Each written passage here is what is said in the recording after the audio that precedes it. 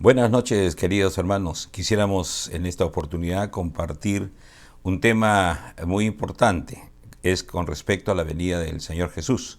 El tema es amando su venida. Jesús, cuando partió de este mundo hace casi 2000 años, prometió que volvería otra vez por su iglesia. Y la iglesia y todos los creyentes esperamos ese retorno. Cuando nosotros vamos a la Biblia, las últimas palabras que se registran, dice en Apocalipsis capítulo 22:20, el que da testimonio de estas cosas dice, ciertamente vengo en breve. Amén. Sí, ven Señor Jesús. Jesús dice, vengo en breve. Y la iglesia, el apóstol Juan con la iglesia, decimos, sí, ven Señor Jesús. Anhelamos, esperamos la venida del Señor. En el primer siglo, en el año 30 aproximadamente, la gente se preguntaba, ¿y cuándo va a venir? Las cosas siguen igual. El apóstol Pedro responde a esas preguntas en 2 de Pedro 3:9, dice, el Señor no retarda su promesa, según algunos la tienen por tardanza, sino que es paciente para con nosotros, no queriendo que ninguno perezca, sino que todos procedan al arrepentimiento. Luego dice, y tened entendido que la paciencia de nuestro Señor es para salvación, como también nuestro amado hermano Pablo, según la sabiduría que le ha sido dada, os ha escrito. El Señor no retarda su promesa. Es decir, el Señor va a venir en el tiempo correcto. Así como vino la primera vez, la Biblia dice, y llegado el cumplimiento del tiempo, vino Jesús nacido de mujer, nacido bajo la ley. Y entonces el Señor vendrá en el momento que Él tiene establecido. Mientras tanto, la iglesia espera, pero esta espera no es una espera pasiva, es una espera activa. La segunda venida nos lleva, dice el apóstol Juan, el que tiene esta esperanza se purifica a sí mismo como el que él es puro. Es decir, nos vamos a encontrar con aquel que es puro. Y por lo tanto, ¿qué hacemos mientras tanto? Nos purificamos, nos apartamos del pecado. Pero el otro efecto práctico, dentro de los muchos que tiene esta enseñanza de la segunda venida, es que el Señor nos dice que Él tiene paciencia y su paciencia está esperando que todos procedan al arrepentimiento. El texto del verso 15 dice, tengan entendido. Lo que el Señor quiere es que entendamos, y aquí está uno de los temas principales en este sermón, el entendimiento. La gente tiene que entender que la paciencia de nuestro Señor es para salvación. Él es paciente, está esperando que la gente proceda a arrepentirse. Y ese arrepentimiento es para salvación. Entonces, esto es lo que espera el Señor. La paciencia que tiene el Señor para venir está esperando que todos procedan al arrepentimiento. Y creo que este tema tenemos que, vamos a tocarlo muy ligeramente, aunque este tema es muy profundo, muy vasto, tiene sus profundidades como un océano. Aquí la venida del Señor es una verdad única, es una verdad en la Biblia. Sin embargo, esa verdad tiene diferentes entendimientos. Por ejemplo, en cuanto al tiempo, ¿cuándo viene? Jesús habló de una tribulación, de una gran tribulación. Algunos estudiosos piensan que Jesús viene antes de la tribulación por su iglesia. Otros entienden que Jesús viene a la mitad de la tribulación. Y otros entienden que Jesús viene después de la tribulación. Como nos damos cuenta, es una sola verdad, pero sin embargo hay entendimientos diferentes. Y este es lo importante que tenemos que conocer. Hay diferentes entendimientos y tenemos que respetar cada entendimiento. Recuerdo hace casi 30 años en el Seminario Bíblico de la Alianza, nuestra denominación, hubo una ponencia de las diferentes posiciones. Algunos maestros del seminario pensaban y entienden que la venida del Señor es antes de la tribulación. Otros maestros entienden que es a la mitad o después de la tribulación. Y se nos dio ambas posiciones para que cada uno pudiera sacar sus propias conclusiones, tener sus propias convicciones con el sustento bíblico. Entonces, hay una verdad, pero diferentes entendimientos. Y esto creo que fue algo que tenía madurez de parte de los líderes de nuestra iglesia, de hacernos conocer las diferentes posiciones, y cada uno con libertad tomaba su propia decisión, sus propias convicciones, sin que nadie le imponga nada, absolutamente nada. Entonces, nos hizo recordar un poco a un sermón que predicó el pastor Smith, la diversidad en la unidad, o la unidad en la diversidad. Frente a diversidad de entendimientos, la iglesia seguía siendo uno, y esa es la bendición, cuando hay la madurez y el respeto a los diferentes entendimientos de una verdad única, de una verdad bíblica. Muy bien, han pasado los años y la Biblia nos habla desde que partió Jesús son los últimos tiempos. Estamos viviendo los últimos tiempos. Y veamos algunas características que la Biblia nos señala en cuanto a estos últimos tiempos, lo cual nos lleva a la necesidad de que la gente entienda que Dios quiere que se arrepientan. En 2 Timoteo 3:1, el apóstol Pablo le escribe al joven Timoteo: también debes saber esto, que en los postreros días vendrán tiempos peligrosos, dice, porque habrá hombres amadores de sí mismos, avaros, vanagloriosos, soberbios, blasfemos, desobedientes a los padres, ingratos, impíos, sin afecto natural, implacables, calumniadores, intemperantes, crueles, aborrecedores de lo bueno, traidores, impetuosos, infatuados, amadores de los deleites más que de Dios. Y dice en el verso 8, y de la manera que Janes y Jambres resistieron a Moisés, así también estos resisten a la verdad, hombres corruptos de entendimiento, réprobos en cuanto a la fe. Y aquí nos muestra, pone como ejemplo a dos personajes de la época de Moisés que resistieron. Y la característica de estas personas eran corruptos de entendimiento. Recuerden, el Señor quiere que tengamos entendido que su paciencia es para que se arrepienta la gente, para salvación. Pero el entendimiento de la gente es un entendimiento que está corrompido, corrupto. Y esto es lo que tenemos que entender. La mentalidad de la gente de esta sociedad apartada de Dios, que vive de espalda a Dios, tiene un entendimiento corrompido. Y entonces, cuando Pablo luego le escribe a Timoteo, le dice en 1 Timoteo 6:3, si alguno enseña otra cosa y no se conforma a las sanas palabras de nuestro Señor Jesucristo y a la doctrina que es conforme a la piedad, está envanecido, nada sabe y delira acerca de cuestiones y contiendas de palabras, de las cuales nacen envidias, pleitos, blasfemias, malas sospechas, disputas necias de hombres, corruptos de entendimiento y privados de la verdad, que toman la piedad como fuente de ganancia. Apártate de los tales. Está hablando aquí de gente religiosa, los fariseos, que ellos, toman la piedad como fuente de ganancia. Es decir, no como una vocación, no como un llamamiento, sino que le reporta ganancia. Y ellos, dice el apóstol Pablo, son corruptos de entendimiento y privados de la verdad, carentes de la verdad. Y entonces son gente que supuestamente guía a la gente. Y lo que estamos haciendo ahorita y vamos a continuar haciendo es leer prácticamente los textos bíblicos que la misma Biblia nos hable a nosotros. Entonces estamos viendo que el entendimiento de la gente está corrompido. Pablo, cuando escribe a la iglesia de los Efesios dice en Efesios 4:17, esto pues digo y requiero en el Señor, que ya no andéis como los otros gentiles, que andan en la vanidad de su mente, teniendo el entendimiento entenebrecido, ajenos a la vida de Dios, por la ignorancia que en ellos hay, por la dureza de su corazón. Noten las palabras que están aquí subrayadas. La vanidad de su mente, una mente vana, vacía y carente de cosas sólidas espiritualmente tocantes a Dios. Tienen el entendimiento entenebrecido, en tinieblas, en oscuridad. Están ajenos a la vida de Dios y por la ignorancia que hay en ellos. Jesús dijo, erráis ignorando las Escrituras y el poder de Dios. Gente que ignora las Escrituras y esto produce dureza de corazón.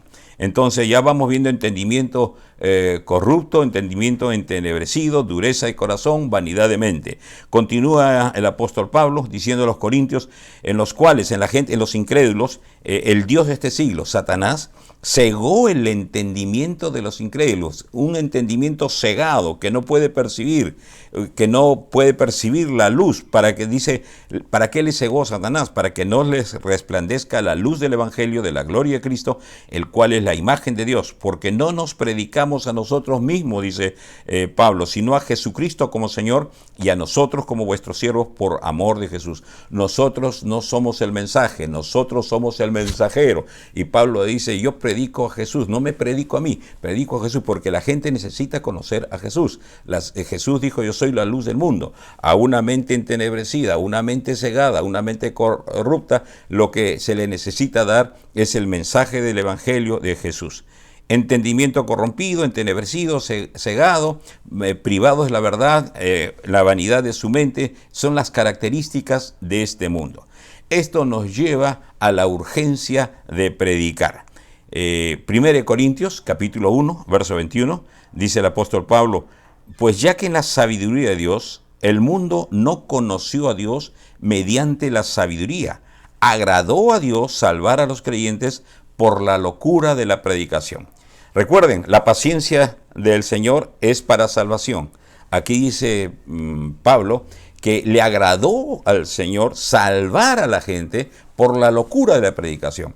Y entonces esto nos lleva a entender la necesidad, la urgencia de predicar, porque Dios ha establecido el medio para que esa gente pueda salir de esa mente corrompida, entenebrecida, cegada, en la vanidad de la mente, ignorante de Dios. Él ha establecido que por la predicación las personas puedan conocerle. Entonces, es urgente, es necesaria la predicación. Es el medio que a Dios le agrada para salvar a la gente. Segundo Timoteo 4:1, el tema es amando su venida. Y Pablo habla precisamente que hay una corona de justicia para los que aman su venida. Y en base a eso le habla a Timoteo, le anima a Timoteo y le dice, te encarezco delante de Dios y del Señor Jesucristo, que juzgará a los vivos y a los muertos en su manifestación y en su reino, que prediques la palabra, que instes a tiempo y fuera de tiempo, redarguye, reprende, exhorta con toda paciencia y doctrina, porque vendrán tiempos cuando no sufrirán la sana doctrina, sino que teniendo comezón de oír, se amontonarán maestros conforme a sus propias concupiscencias. Aquí está diciendo, Pablo le dice, predica a tiempo y fuera de tiempo, en todo momento, insiste, exhorta, reprende, redarguye con la doctrina, porque habrá tiempo en que sufrirán la ausencia de la sana doctrina. Y le dice en el verso 4, y esta gente, estos religiosos, apartarán de la verdad el oído y se volverán a las fábulas, a todo lo que es fabuloso, a todo lo que es fantástico, a todo lo que no va con la realidad de Dios, la realidad de la palabra de Dios. Y le dice, pero tú sé sobrio en todo, soporta las aflicciones, haz obra de evangelista, cumple tu ministerio, porque yo ya estoy para ser sacrificado y el tiempo de mi partida está cercano. He peleado la buena batalla, dice el apóstol Pablo, he acabado la carrera, he guardado la fe. Por lo demás, me está guardada la corona de justicia, la cual me dará el Señor juez justo en aquel día. Y no solo a mí, sino también a todos los que aman su venida. Es decir, el Señor tiene preparado una corona de justicia para todos los que aman la venida. Y los que aman la venida del Señor, pues, ¿qué deben hacer? Purificarse, apartarse del pecado. ¿Qué más deben hacer? Predicar el Evangelio, porque esto le agrada al Señor. Este es el medio que Dios quiere para salvar a la gente. Y entonces, es urgente la predicación. Veamos la predicación que tuvo Jesucristo.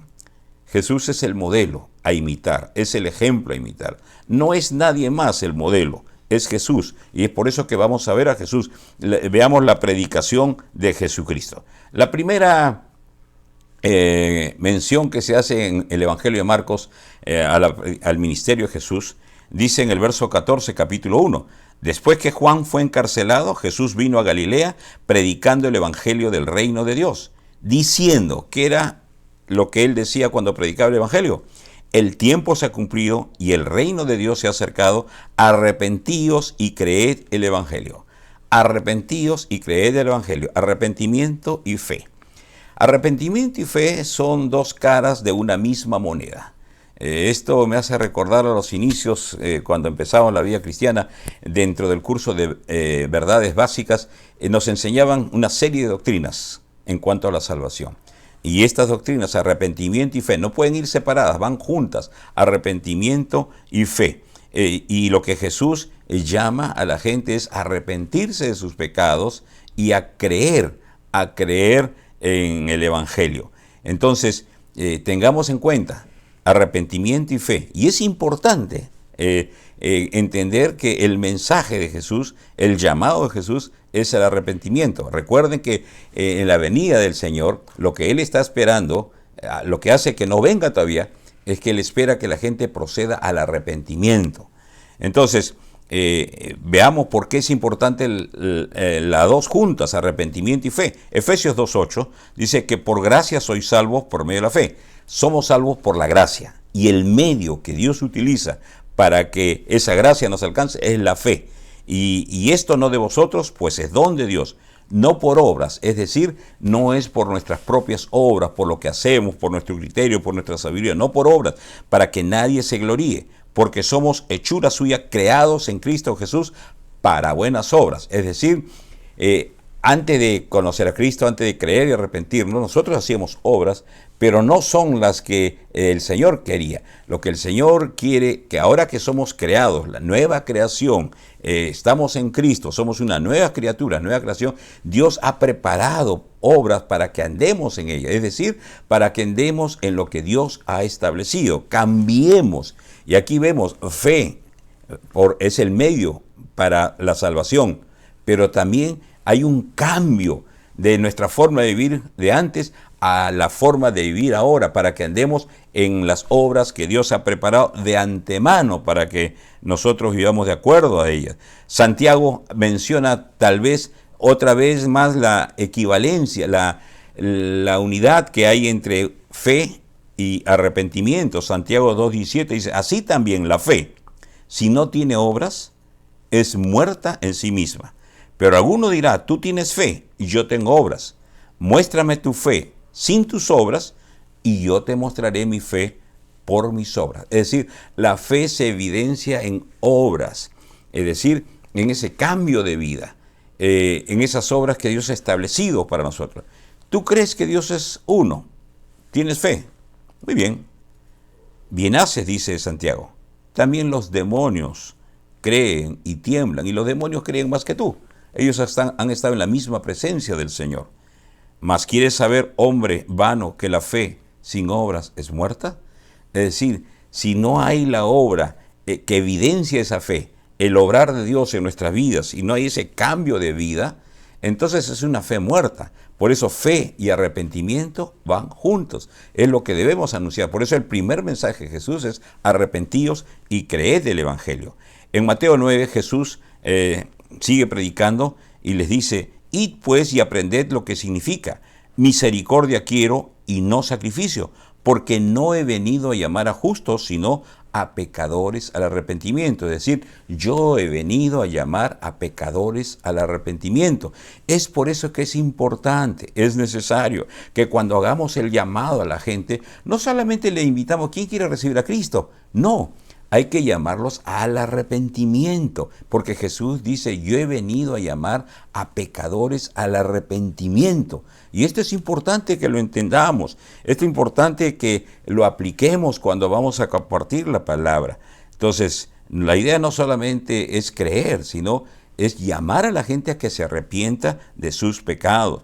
En Mateo 11:20, Jesús nos relata el evangelista Mateo, entonces comenzó a reconvenir a las ciudades en las cuales había hecho muchos de sus milagros. Jesús vuelve a ir a aquellas ciudades en las cuales ha sanado gente, ha hecho muchos milagros, ha alimentado a la gente y vuelve hacia ellos. ¿Y por qué vuelve? Porque no se habían arrepentido. Es decir, la gente se había beneficiado del amor, del poder del Señor, siendo sanado, siendo alimentado, pero no se habían arrepentido. Les dice, ay de ti Corazín, es una ciudad, ay de ti Betsaida, otra ciudad, porque si en Tiro y en Sidón en aquellos tiempos, en esas ciudades Tiro y Sidón se hubiesen hecho los milagros que han sido hechos en vosotros, hace tiempo que se hubiesen arrepentido en silicio, en ceniza. Es decir, el Señor esperaba cuando manifestaba su amor, su poder a esta gente, que la gente se arrepienta. No solamente iba a enseñarles la palabra, sino esperaba que se arrepientan, porque ese es el objetivo. Y no perdamos de vista el objetivo que tiene Jesús al predicar. Esperaba que se arrepientan. Y así hay mucha gente que solamente quiere beneficiarse de la bendición de Dios, pero no quiere abandonar su pecado, no quiere arrepentirse. En Mateo 21:32, Jesús le dice a los fariseos, porque vino a vosotros Juan el Bautista en camino de justicia, y no le creísteis. Y dice, y las rameras le creyeron. Y vosotros, ustedes religiosos, viendo esto, no os arrepentisteis después para creerle. Es decir, los publicanos y las rameras le creyeron y ellos siguieron, se arrepintieron. Sin embargo, estos religiosos, viendo todo esto, dicen, no se arrepintieron. Miren cómo insiste Jesús vez tras vez. En Lucas 13 dice, respondiendo Jesús, les dijo, ¿pensáis que estos galileos, porque padecieron tales cosas, eran más pecadores que todos los galileos? Os digo, no. Antes, si no os arrepentís, todos pereceréis igualmente. Jesús dice, miren, ustedes se creen que no son tan pecadores como aquellos que murieron, pero si ustedes no se arrepienten, igual van a perecer. O aquellos 18 sobre los cuales cayó la torre en Siloé y los mató, ¿pensáis que eran más culpables que todos los hombres que habitan en Jerusalén? Os digo, no. Antes, si no os arrepentís, todos pereceréis igualmente. Es decir, si no se arrepienten, igualmente van a perecer. Y no solamente está hablando de la muerte física, está hablando de la muerte espiritual. Pasarán a la eternidad muertos espiritualmente. En Lucas 15:7, cuando habla de la oveja perdida, la moneda perdida, el hijo pródigo, os digo que si habrá más gozo en el cielo por un pecador que se arrepiente. Miren lo que produce gozo en el cielo. No alguien que así nada más levantó la mano. Cuando uno se arrepiente es lo que produce gozo en los cielos. En Lucas 24, Jesús ha resucitado, está yendo por camino de Emaús, se encuentra a dos discípulos que no entendían lo que había pasado, como que para ellos se acabó el mundo, Jesús ya murió y ya está, y Jesús se le aparece. Y entonces dice Jesús, lo primero que hace, les abrió el entendimiento. Y este es importante, porque si la gente no entiende, no se va a arrepentir. El arrepentimiento parte de un reconocimiento de nuestro pecado. Tenemos que entender de qué nos vamos a arrepentir. Y entonces les abrió el entendimiento, ¿pero para qué? Para que comprendiesen las Escrituras. Y les dijo, así está escrito, y así fue necesario que el Cristo padeciese y resucitase de los muertos al tercer día, y que se predicase en su nombre, en el nombre de Jesús, el arrepentimiento y el perdón de pecados en todas las naciones, comenzando desde Jerusalén. Muy bien, la gran comisión, el gran mandato del Señor. Para esto tenemos que ver los 4 evangelios, no solamente uno, los 4, porque cada uno enfoca un aspecto, menciona algo diferente del otro. Y gracias a Dios, porque eso nos muestra la riqueza cuando son diferentes puntos de vista, diferentes formas de ver. Los 4 estuvieron con Jesús, Lucas no, pero ellos pudieron captar diferentes aspectos de la gran comisión. Y aquí Lucas menciona que Jesús dijo que se predicase en su nombre el arrepentimiento de pecados. La gran comisión la conocemos, ir y predicar el evangelio a toda criatura, y que bautícelo en el nombre del Padre y del Hijo. Pero aquí Lucas está añadiendo algo que no se dice muchas veces. La gran comisión es un llamado al arrepentimiento. Entonces, esto es algo que nosotros tenemos que entender. Muy bien, veamos cómo era la predicación en la iglesia primitiva, entendiendo que, otra vez, el Señor es paciente, esperando que todos procedan al arrepentimiento. Pero para que se arrepientan necesitan entender, porque tienen un entendimiento entenebrecido, corrupto, privados de la verdad, un entendimiento cegado. Es por eso que es necesario la predicación. Hemos visto cómo predicó a Cristo llamando al arrepentimiento. Y los discípulos, cuando el apóstol Pedro en su primer sermón en Pentecostés, en Hechos 2:37, al terminar el mensaje, la gente se compunge de corazón. Ahí no sabe qué hacer y le pregunta, dice, al oír esto se compungieron de corazón y dijeron a Pedro y a los otros apóstoles, varones hermanos, ¿qué haremos? Pedro les dijo, arrepentíos y bautícese cada uno de vosotros en el nombre de Jesucristo para perdón de los pecados y recibiréis el don del Espíritu Santo. Arrepiéntanse y bautícense, obedezcan al Señor. Entonces, el primer mensaje, el primer llamado, la gente se pregunta al estar compungida de corazón, ¿qué tenemos que hacer? Arrepiéntete. Lastimosamente este llamado al arrepentimiento es escaso muchas veces, pero recuerden, es lo que Jesús dijo, es lo que Jesús enseñó. En el segundo sermón, el apóstol Pedro predica, en el capítulo 3:18, después que predica, dice, pero Dios, habiendo cumplido así lo que había antes anunciado por boca de todos sus profetas, que su Cristo había de padecer, así que arrepentíos, como conclusión a su mensaje, arrepentíos y convertíos, la conversión, para que sean borrados vuestros pecados, para que vengan de la presencia del Señor tiempo de refrigerio. Otra vez, la primera palabra como conclusión de su mensaje, así que arrepiéntanse, dice Pedro. La iglesia empieza a ser perseguida en el capítulo 8 y Felipe llega por Samaria. Y Felipe empieza a predicar, la gente se convierte, hace milagros, pero dentro de esa gente en Samaria había un hombre llamado Simón, el mago. Y dice el texto, pero había un hombre llamado Simón que antes ejercía magia en aquella ciudad y había engañado a la gente de Samaria haciéndose pasar por algún grande. A este oían atentamente todo, la gente le oía con atención, desde el más pequeño hasta el más grande, diciendo, este es el gran poder de Dios. Y le estaban atentos. Este mago había captado la atención de ellos, porque con sus artes mágicas les había engañado mucho tiempo. Pero cuando creyeron a Felipe, es decir, cuando la gente cree a Felipe, que anunciaba el Evangelio del Reino de Dios, y el nombre de Jesucristo, se bautizaban hombres y mujeres. La gente creyó a Felipe. Muy bien. Y dice el verso 13, también creyó Simón mismo y habiéndose bautizado estaba siempre con Felipe y viendo las señales y grandes milagros que hacían, estaba atónito, dice Simón. Simón dice también creyó y se bautizó y andaba para arriba, para abajo con Felipe. Era el ayudante de Felipe, era de repente el asistente del pastor Felipe, pero él iba para arriba, para abajo, creyó y se bautizó. Pero luego viene Pedro, y Pedro observa todo lo que está sucediendo, y observa a este Simón el mago. Y Pedro observa algo que Felipe no había observado.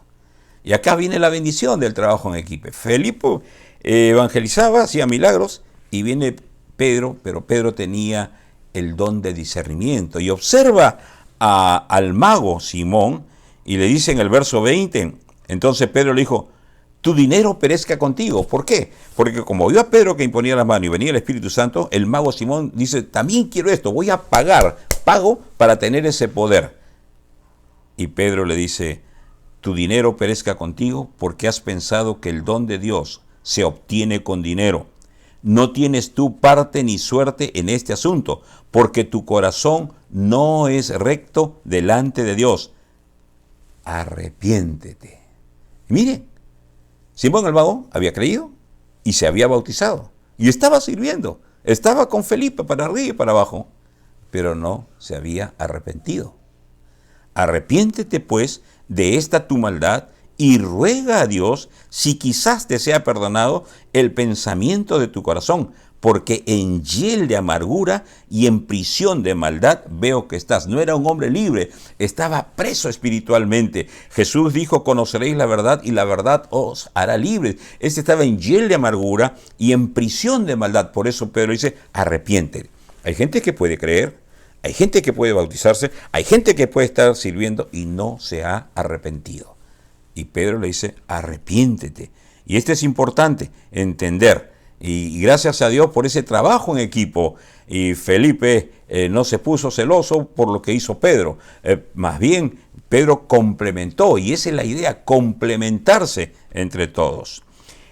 Ahora Pablo predica en Atenas, en la cuna de muchas filosofías. Está cerca al Partenón, en el Areópago.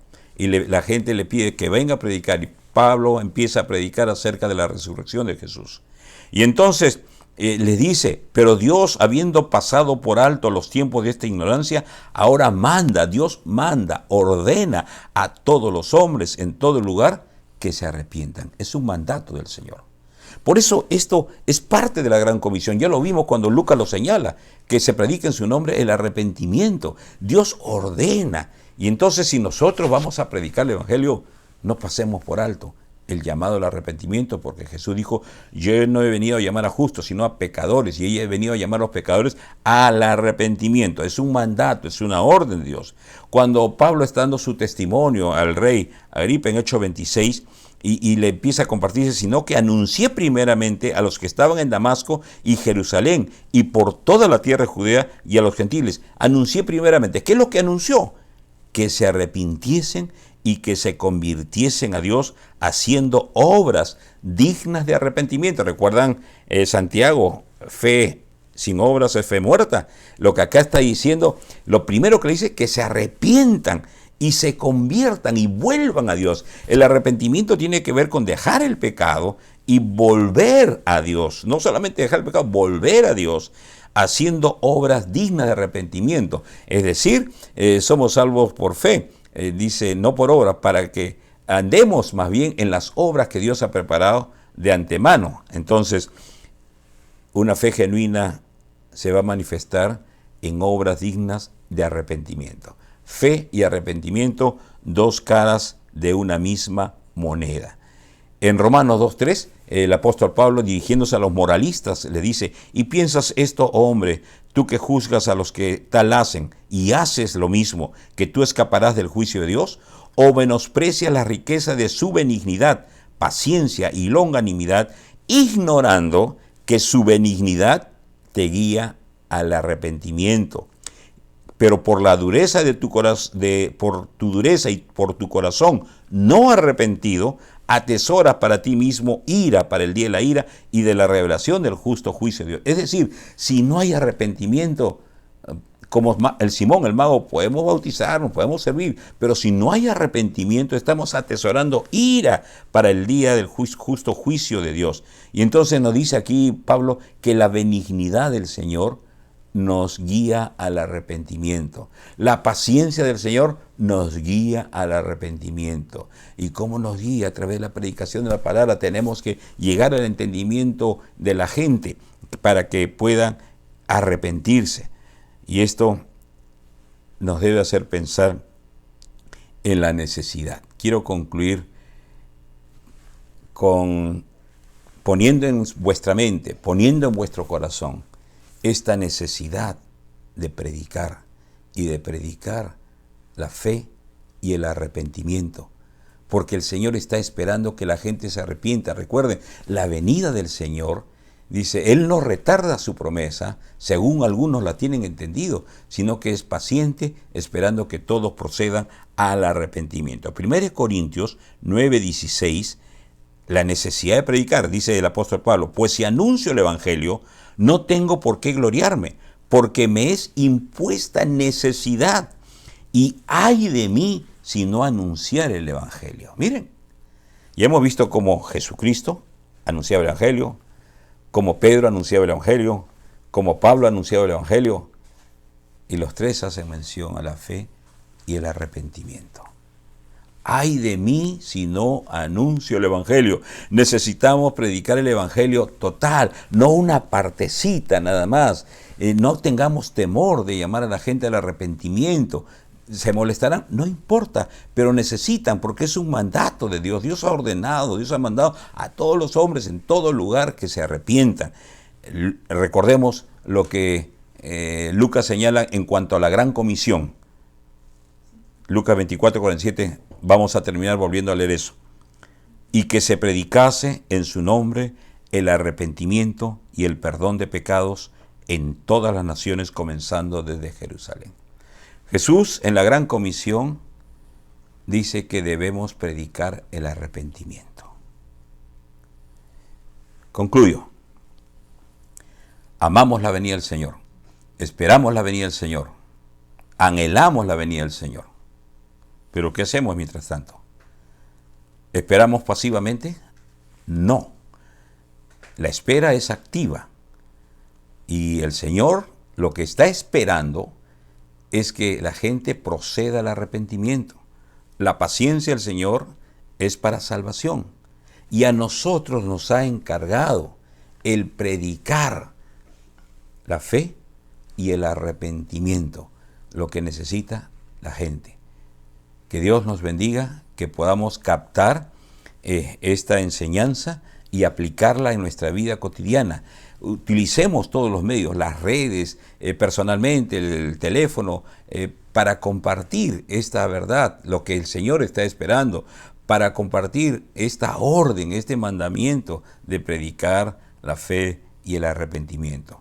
Y si tú estás escuchando y te das cuenta que aún puedes asistir a una iglesia, aún puedes estar sirviendo como el mago Simón, pero no te has arrepentido, estás llevando una doble vida, ten cuidado que puedes estar atesorando ira para el día del juicio.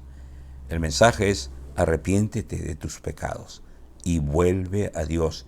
Y el Señor dice que habrá gozo en los cielos por un pecador que se arrepiente. Que Dios te bendiga.